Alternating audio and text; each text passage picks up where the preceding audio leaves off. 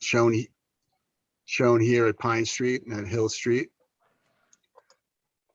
When the rail was active, these were bridge crossings. The bridges have been removed, but the elevated grades remained. We will be looking at two possible scenarios for crossing the road at each location.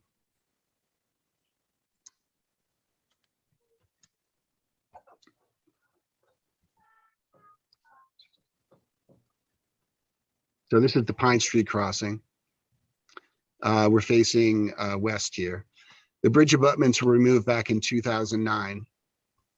Note the steep embankments that remain on either side of the roadway. We will look at the feasibility of constructing a new bridge here, as well as the feasibility of crossing the road at grade. And here's the same crossing of Pine Street, looking north across Pine Street.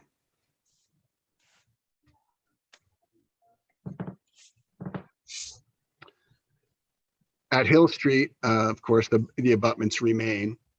We will look at two possible crossing scenarios here as well. And that would include a possible bridge crossing as well as an at-grade crossing here. And again, looking north across Hill Street.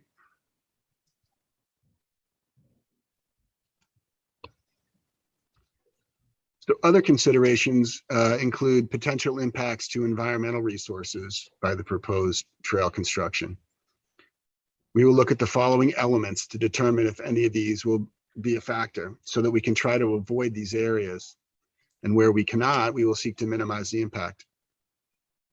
Where the proposed trail crosses over a jurisdictional boundary, such as a wetland edge or a floodplain zone, permitting will be required, which will affect the cost of the project as well as the schedule. So we'll want to know what's going on in these areas.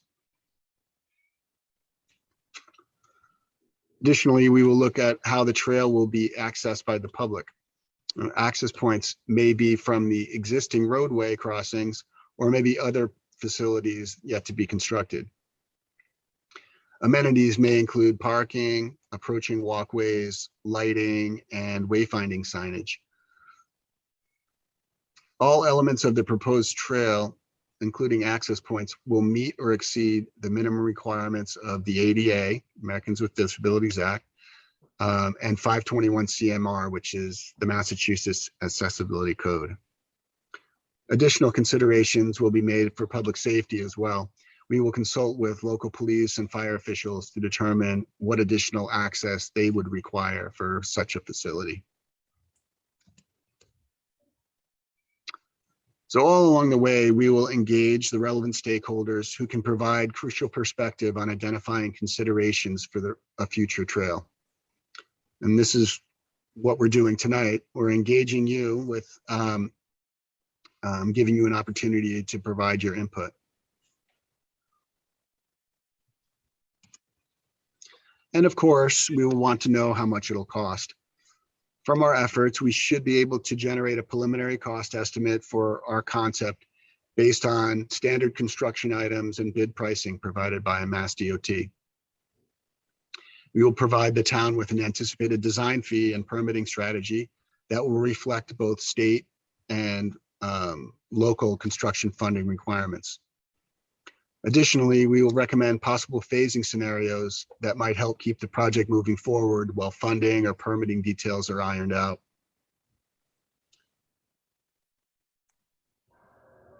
So right now we're wrapping up the data collection phase of our study.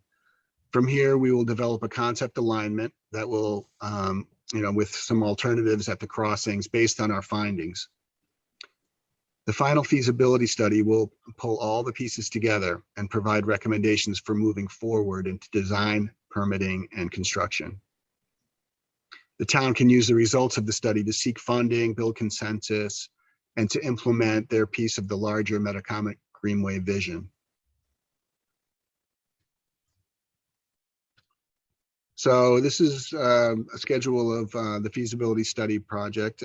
We're here in mid-February at Public Workshop number 1. We will have a draft of the report sometime in April. And we'll follow that with another workshop to present our findings and get some follow-up comments from you. And then we should wrap up our final report sometime in May. So at this time, I'd like to open it up. It can be if you want to raise your hand or to speak, that would probably be the easiest thing. You can also submit written comments or questions to Rich McCarthy's email here on the screen. We ask that you get those in by March 15th, if you could, to be admitted into the draft report. And then if you want more information on the Metacomet Greenway, you can visit their website. And then, Zach, did you have something you wanted to say before we go into question and answer? No, Rich was just mentioning that we posted on the website or the Facebook page last night that we just got our 501c3 approval from the IRS this week. So just another step in the right direction for the Friends group or the Great association. News. All right. So I'm going to ask Matt or Rich to let me know if there's any questions. Sure. There's a question from John. Go ahead, John. Well, very. Yes, can you hear me now? Yes. Okay, I was on mute, sorry. So I had a couple of questions. Is the intent to make it look like a paved path that we saw in the presentation? Is that the final anticipated roadbed? So I can take that question. So the part of what the study will consider is different surface alternatives. We have not homed in on one material to recommend to the town. There's advantages and disadvantages of a paved path and you know, a crushed stone type surface. So that is to be determined. Well, I mean, it sounds like from what you said, bicycles are going to be on there, right? Bicycles are going to be allowed. So it sounds to me like it's almost got to be a paved path of some kind. Yeah, we actually are designing another project nearby where we have a short, it's mostly a paved trail, but we have a short section of crushed stone dust type material that can be put down in a manner that makes it accessible for all users. However, it's more maintenance on the town's end or whoever's going to be maintaining that facility to replenish the materials and fine grade it from time to time. So certainly a paved surface is lowest maintenance for the trail owner. Okay, and so I understand that part in Norfolk is only 1.5 miles long. Is that right? Yes. Yes. Okay. So you mentioned that it's a walking path, it's a bicycle path. What about electric bikes? What about mopeds? Are they anticipated to, we allowing those too, or? I'm just asking. I happen to have an electric bike, so that's why I'd like to know. Again, I think that's a determinant. I think part of the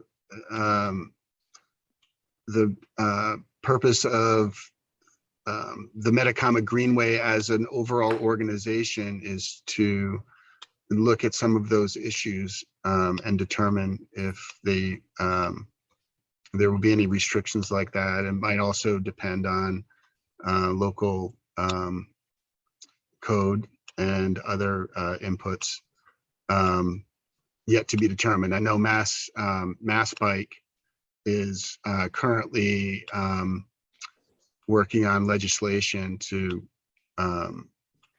clearly define the different types of e-bikes and set some guidelines for towns and other entities to make informed decisions about what will be safe and what will be appropriate on different types of facilities like this.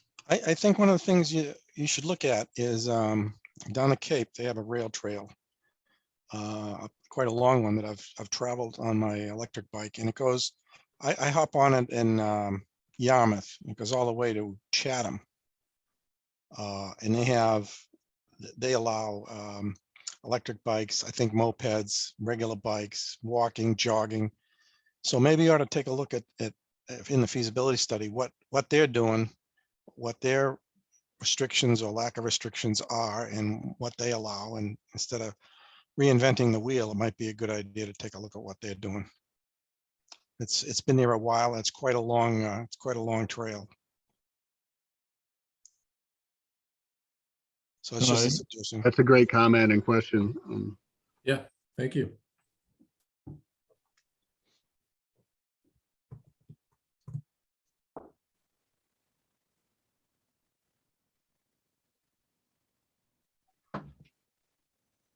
One of the things that as part of, and Jack had touched on it a little bit, that would be, as we go through this process, those are some of the questions that we'll have to try to get answers to and look to as part of it. One of them was the maintenance we kind of talked about, and this, I think, is a good point about the electric bikes. I know for sure they serve some people quite well, but also trying to figure out how that works with other people from a safety standpoint, that, you know, we have multiple users. We are going to, then we didn't talk about this yet, but I will say this, that so Rentham, the town of Rentham has put together a feasibility study for their segment. For some of you who may not be aware of that, there's the draft should be out soon, and we'll be coordinating with them to see their connections, how it would connect to ours, what types of approaches they're taking with theirs as we look at ours. And then to the north with Walpole, we have made contact with them in terms of trying to make connections to the recreation complex that is off of Dedham Street 1A as well. And for some maybe you haven't heard, and Metacomet Greenway is that umbrella organization which is working with the town of Plainville and North Attleboro too. So we're a little piece of it, but there are multiple things going on, and hopefully this all over time comes together. And part of this study will deal with looking at phasing, what segments to do in certain orders. It may be phased, maybe it's not phased. Those are all considerations that'll be part of the feasibility study. And the exciting news that Metacomet Greenway is now a 501c3.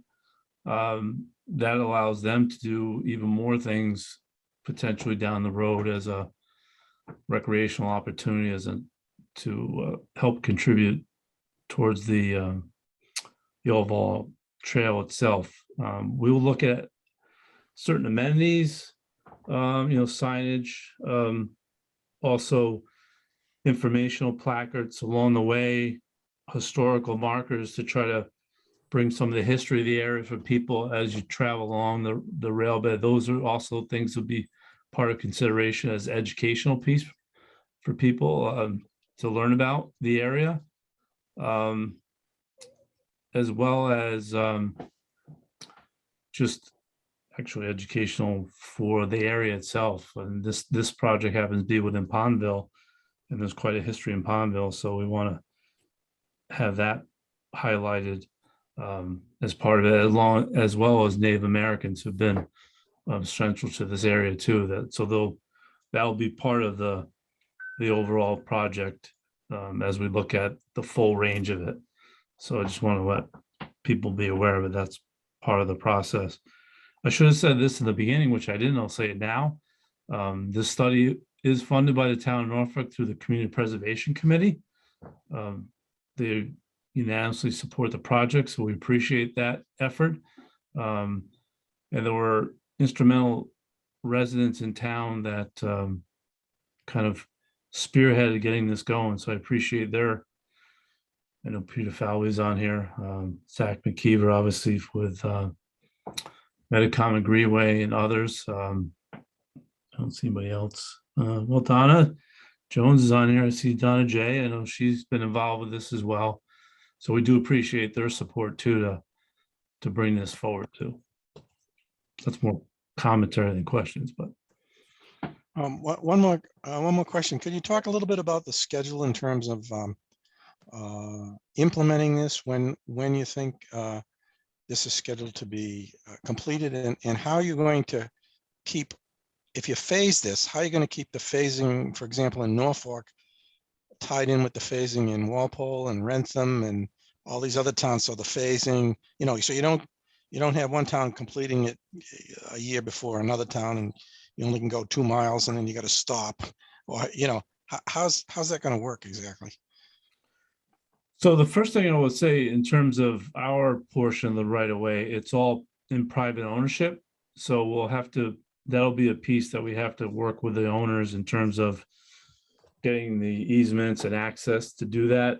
So that'll be part of this, and that'll actually have to happen kind of earlier on to do that. And through that process, there'll be some planning design work that will be part of it. Appraisals done. There have been discussions with the property owners already. They seem open to the rail trail and working with the town to make this happen, but we'll have to, that'll be one of the early steps that we'll have to do to, look at the rights. That also might be phased as well. I would like to have it all in place right from the beginning, but that may not be feasible. So we'll have to plan that out. That's going to be part. So the phasing is going to be a big part of this, to figure out what makes the most sense to do in different phases. So for example, if Rentham, it depends where Rentham goes, maybe that side of 115, Pine Street comes earlier on, and then there's a terminus trail. You come up, turn around, you can go back. Oftentimes you see those on trails where it's essentially a trail dead end, but it's a turnaround, you go the other way, so you have to come back. Now, as you kind of head north, you have a middle section between Hill Street and Pine Street. That's all intact. I think that we've had some positive conversations with the new property owners that support the idea. So that's a positive thing. But then when you get to the north, you have the former Southwood Hospital site, which, is in environmental assessment phase right now. So that's going to take some time. I would expect that phase will be much later in terms of how this process goes, because we want to make sure it's safe for people to be able to use the trail at some point. So I would kind of think about the middle phase in the south, I guess it's to the south, well, maybe towards the east, towards Rentham, but that'll all be banded together.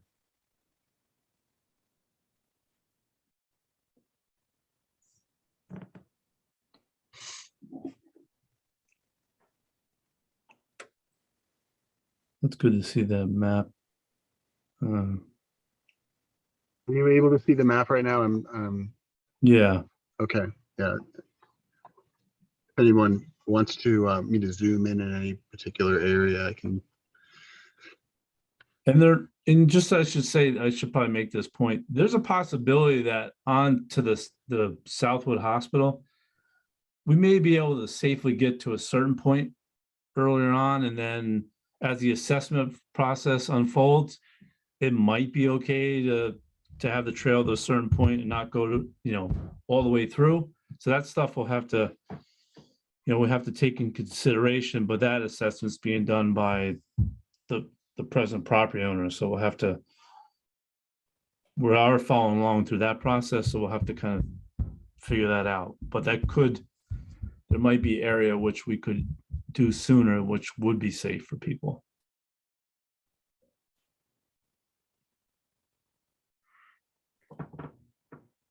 Yeah, I just wanted to add on the, the comment about, trying to coordinate the towns and building as much as you can at one time. I think, you know, each municipality will be at a different stage as far as obtaining funding to build these. So it'll be important for them to take advantage of the funding when they can get it. So, you know, there may be short sections built in the interim, like Rich mentioned, but it'll be important to take advantage of funding opportunities or grants when they're available, and not to pass on those. Because it would be fairly challenging to build all of this at one time, unfortunately, meaning through all of the subject towns.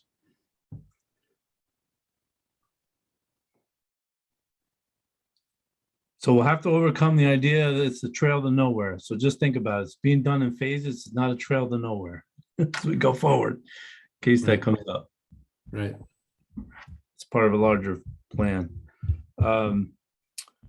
Jack, if you could go back to a few of the beginning slides. I was not on top of my game, the recording. So if you could just go back to those and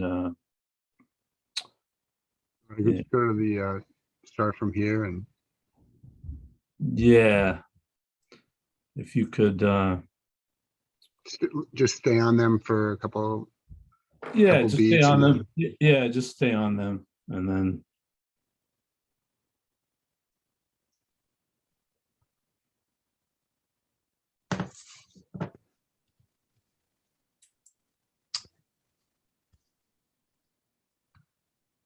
While we're looking through some of these slides too, I wanted to add in to Jack's question about the intent of the trail being paved or not.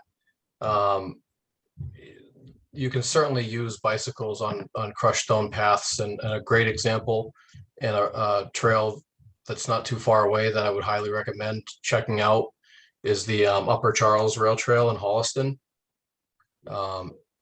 And Robert over there has actually been very helpful. He was one of the founders of that project and was really instrumental in sort of helping getting us up and running with our friends group early on in this project. So that's a crushed stone surface. At least the portion in Holliston is, but if you go on the weekend, it is just flooded with bicycles. So it's, you know, they pack them pretty well, and it's not, you know, really loose stone. You probably wouldn't be able to get away with rollerblades on it, but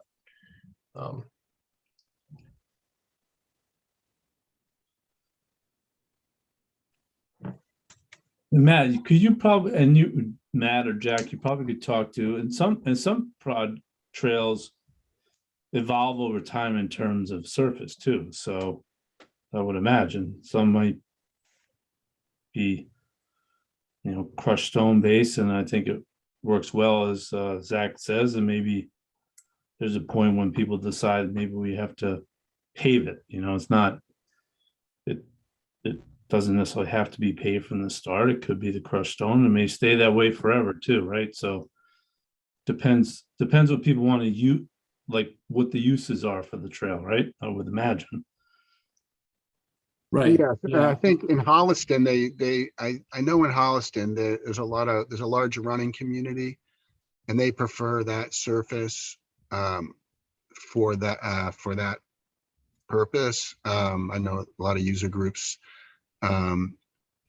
prefer that, but sometimes also if there's stormwater runoff or ways to for the stone dust to erode easily, paving is just more resilient and maintains an ADA compliant surface that is required. But you can, the guidance does allow for a smooth gravel surface and be compliant with the ADA. There are examples of that. The only concern I would have is obviously it can't be loose packed. It's got to be hard packed. But then over time, as water gets into it, and like you said, erosion, And if leaves, if this is going through a wooded area and leaves fall on it in the fall, right? You're not going to get very good traction, I would think, with wet leaves, or leaves that won't blow away as easily as they would on an asphalt surface.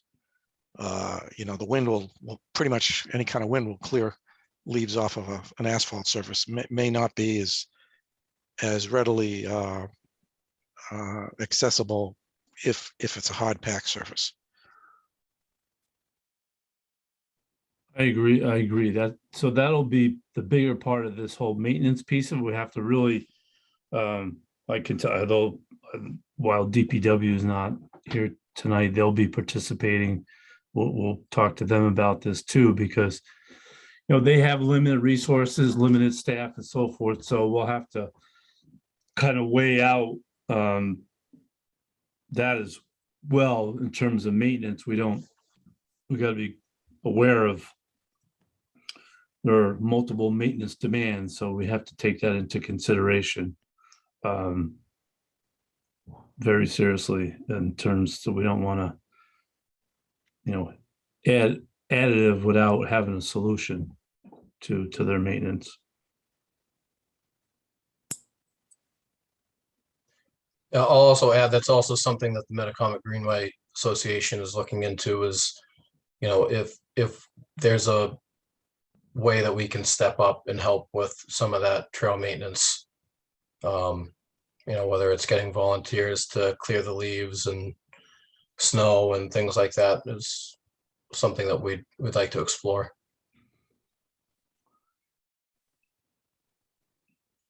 Yeah, and that's actually a great point, Zach, because now that you are a 501c3, you can you've got a lot of opportunities now that opens the door towards, not to plug you guys, but they have membership drives too. So Yep. that I've had contractors contact me already, and there's not even a section of trail close to being constructed that are interested in helping in certain ways. So yeah, that's pretty exciting. If there aren't any, and I know this is the first workshop in terms of the feasibility study, so it is a higher level. I certainly would imagine when we get to the next one, there'll be a lot more detail, probably a lot more questions. A lot of these questions that are being raised, they'll have kind of drill down and get some better answers to those. So we'll, you know, we'll have a little bit more substance in terms of provide more answers, because we're still in the, well, beta is still in the early stages. So if there aren't any other questions burning on anybody's mind, I would say that we could conclude tonight's meeting. And as you see on the screen, my email address is there. You can email me and I can forward on to the beta group to include those in the feasibility study. Now I know they have March 15th on there. If you have a question that comes up afterwards, you know, please submit it too. You know,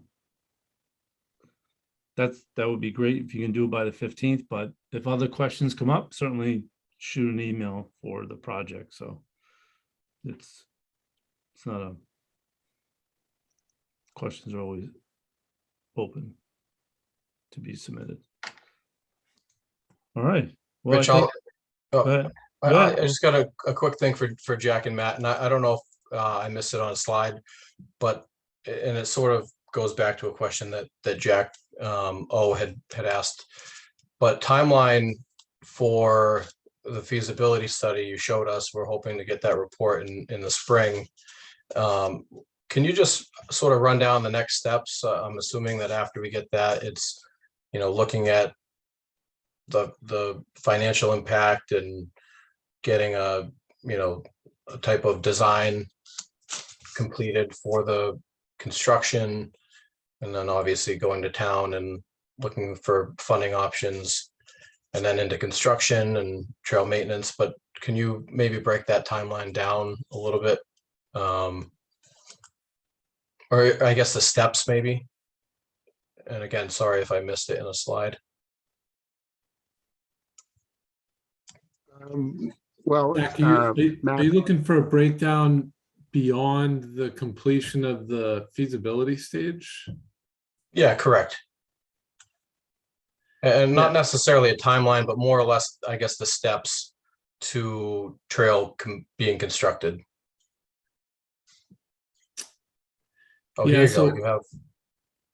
Sorry, go ahead. I just saw the slide that I must have sort of missed earlier, but I think you have some of the next steps, but maybe you could just run through them and how they would work sort of in a linear manner. I can take this one. So I think the feasibility study, once it's in, the town can use it to go after funds. One funding source that you might consider for design that's not local funds is Mass Trails Grant. That opens in the fall, so it lines up nicely with our completion date.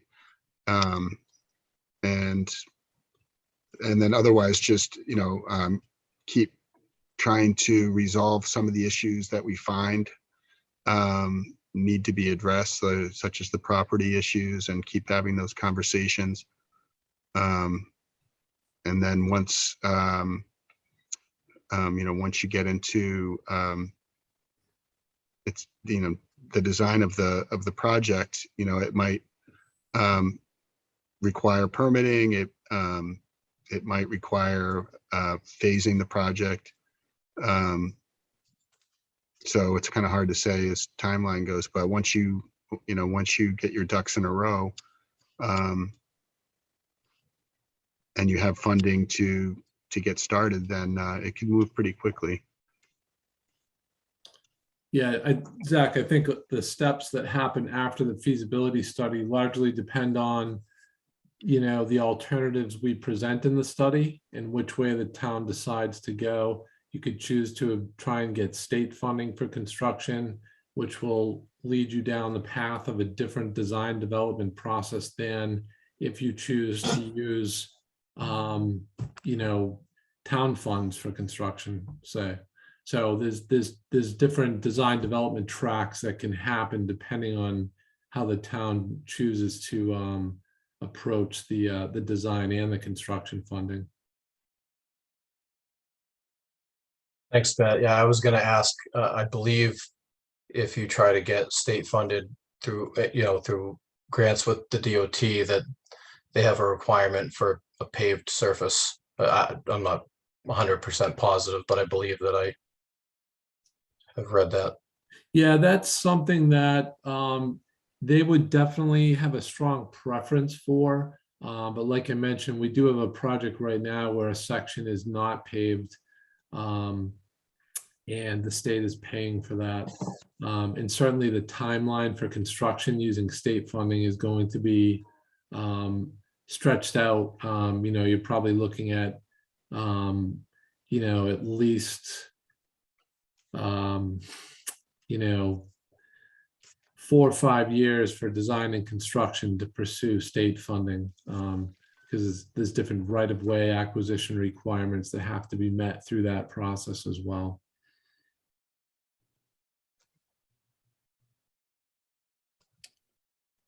Could I throw a what if at you and see, in terms of the what if, could we have seek state funding for what I would see, the dealing with how to Pine Street, for example, how to, what that might look like. I would imagine in some way, shape, or form that's going to be a bigger cost. And then maybe Hill Street to another extent, and then in between, maybe the town does it. So could you truncate them that way? It's possible. I think the viability of it as a state and federally funded project decreases if you're looking to, say, just build a bridge, Okay. or, but it is possible the state could partner in a project in that manner. Peter, just ask your question. Can you hear me? Yes, yep. Yeah, hi. Norfolk resident here, Peter Schwalbe. It just jogged a question in my mind to Zach's question earlier about the timeline is between now and April when you present your draft report, is part of your research any interaction, interviews, or conversations with individual residents or property owners?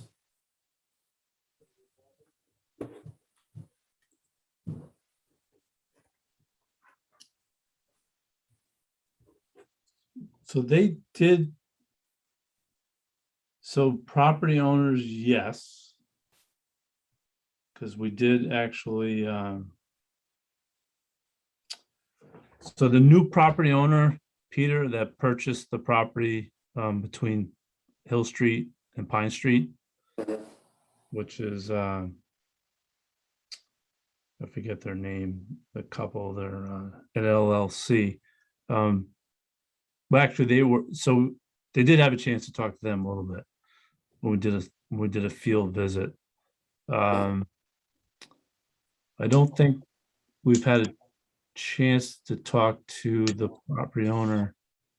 Well, actually, Southwood Hospital property owner or Mr.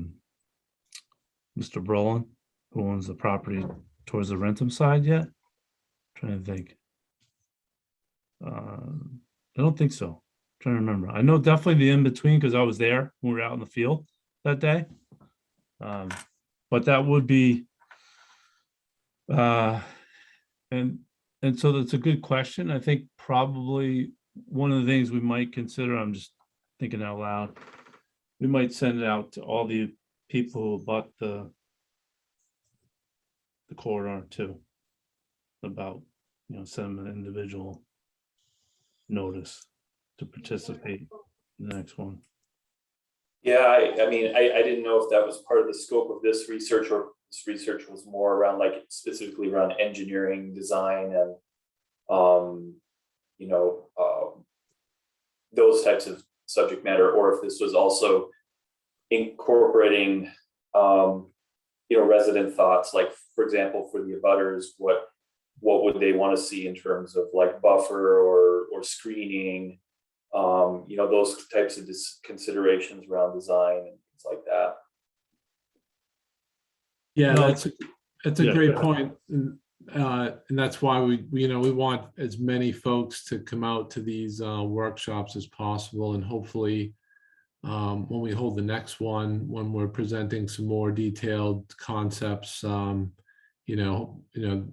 like Rich said, the intent would be to invite those abutters and property owners, and hopefully they can come and we can have that discussion. Yeah, I think probably, Peter, I'm just thinking, I think would probably make the most sense when we do the next one. It's just to send them a letter, with a link, because I suspect we'll probably do another Zoom one, or at least the minimum do a hybrid meeting and have them, put the link in there and the date and so forth, and give them kind of a direct mailing, as opposed to just a general broadcast. Yeah, I mean, for my days on Everett, I did share, that vision and the interest in that rail bed, becoming more of an active trail. And, I didn't talk to everybody on Everett, but I talked to a number of neighbors near me, and there was interest in it and a positive reaction. Not that, everybody's going to be positive about it, but it's never the case. There are some supporters of the rail trail in spirit, as it were, on Everett. So that'll be good to have their input from a positive standpoint in terms of like design and what the vision for the trail, and then I think awareness for overall that neighborhood, just so that we have their input and buy-in to the project, so to speak.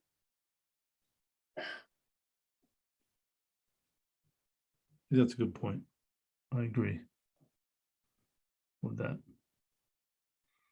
So we'll definitely make sure we do that the next, maybe Zach through the Greenway could help. We could really just actually probably just pull up, just take our look at our, I know when the mailing was done the last time and get that out to everyone.